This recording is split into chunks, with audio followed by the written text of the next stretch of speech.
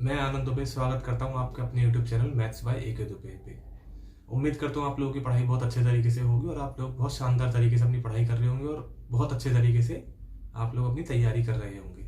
आज हम बात करते हैं एक ऐसी ट्रिक की जो कि एग्जाम से पूछी जाती है लेकिन आमतौर पर हम लोगों को नहीं पता होती है। जिसको नहीं पता हो वो इस चीज़ को जरूर ध्यान से समझना। प्यारे दोस्तों, मैथ में आपने नंबर सिस्टम में या संख्या पद्धति नाम के चैप्टर में इकाई अंक तो पढ़ा ही होगा।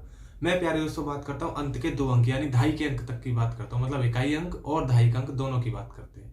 तो प्यारे दोस्तों समझते हैं, इसको ध्यान से समझिएगा। ज्यादा स्पेस नहीं है इसलिए मैं ज्यादा क्वेश्चन नहीं बता पाऊंगा। कोशिश करना कम समय में कम क्वेश्चनों में आपको अच्छा समझ में आ जाए और मैं उम्मीद करता हूँ आपको समझ में आ ही जाएगा। देखो प्यारे दोस्तों, स्टार्ट करते हैं। ढाई अंक मतलब टेंस प्लेस, मतलब ढाई का अंक। इसको ये भी बोल सकते हैं कि अंत के अंतिम 2 अंक बताओ। जैसे कि इकाई अंक को बोलते हैं अंतिम अंक, तो इसको बोल देंगे अंतिम से दूसरा अंक बताओ। तो बेटा एक ही बात है, मतलब सेकंड लास्ट नंबर, एक ही चीज है इन दोनों का मतलब। जैसे कि देखिए, एक चीज समझना, जब प्यारे दोस्तों हमें इकाई अंक की बात करनी होती है तो आप सबको मालूम है, जैसे मैंने 52 है, 52 में इकाई अंक अगर मैं बोलूंगा तो आप सब लोग बोल देंगे सर 2 है। आपने कैसे निकाला प्यारे दोस्तों? आपने ऐसे निकाला, जब इकाई अंक निकालते तो 10 से डिवाइड देते हैं, तो 10 से डिवाइड देके जो भी रिमाइंडर बचेगा वो इकाई का अंक आएगा। जैसे कि प्यारे दोस्तों आपने बोल दिया 1045, तो आपने बोला इकाई का अंक 5 है, तो आपने कैसे 5 कर दिया? आपने क्या करा प्यारे दोस्तों, इसको 10 से डिवाइड दे दिया। जैसे ही 10 से डिवाइड देंगे 5 इकाई का अंक बचेगा। तो ऐसे ही प्यारे दोस्तों हम काम करेंगे किसमें? ढाई के अंक में। जिस प्रकार इकाई के अंक में हम 10 का डिवाइड देते हैं, उसी प्रकार हम ढाई के अंक में 100 का डिवाइड देंगे। कोई भी संख्या उसमें 100 का डिवाइड देंगे। जैसे कि मैंने आपसे बोल दिया कि कोई भी संख्या इसका ढाई का अंक बताइए। जैसे कि मैं एक क्वेश्चन दे रहा हूं, ध्यान से समझिएगा। जैसे कि पहला क्वेश्चन ये रहा प्यारे दोस्तों,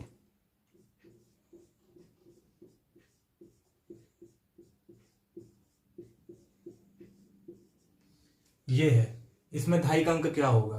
तो ध्यान से समझना प्यारे दोस्तों। अभी मैंने आपको बताया ढाई का अंक निकालने के लिए हम क्या करेंगे? 100 से डिवाइड देंगे।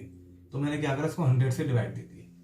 अब 100 से डिवाइड देंगे कैसे? तो आपको ये देखना है कि अगर मैं 101 में 100 का डिवाइड दूंगा तो क्या बचेगा? तो आप बोलेंगे सर एक रिमाइंडर बचेगा। केवल रिमाइंडर देखना है आपको, और रिमाइंडर भी 2 आते हैं, ये आपको पता ही होगा, एक प्लस में एक माइनस में। जब मैं 102 को डिवाइड दूंगा 100 से तो प्यारे दोस्तों रिमाइंडर 2 बचेगा। जब मैं 103 को डिवाइड दूंगा 100 से प्यारे दोस्तों रिमाइंडर 3 बचेगा। 104 को डिवाइड दूंगा 100 से, रिमाइंडर बचेगा 4। अब देखो मल्टीप्लाई, 4 3 या 12, 12 2 या 24, 24 बन जाए 24, आंसर आ जाएगा 24। जो ढाई का अंक आएगा प्यारे दोस्तों वो 2 आ जाएगा। 24 का मतलब 2 आ गया ढाई का अंक।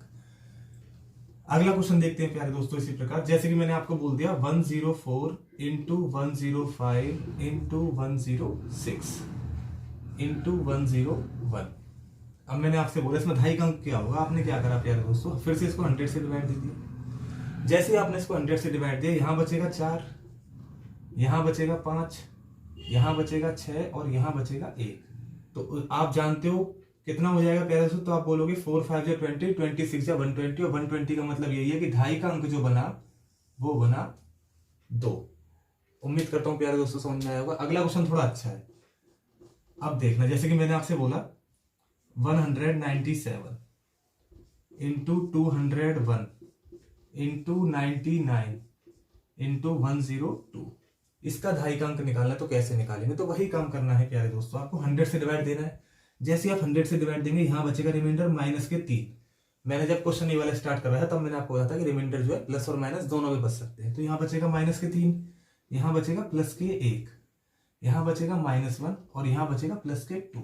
जैसे हम इसको 100 से डिवाइड देंगे, और मैं उम्मीद करता हूं आपको समझ में आ रहा होगा कि 100 से ही डिवाइड क्यों देते हैं, क्योंकि हमें ढाई का अंक निकालना है। अगर इकाई का अंक निकालना होता तो हम 10 से डिवाइड देते। अब देखो प्यारे दोस्तों, माइनस माइनस तो खत्म हो गया।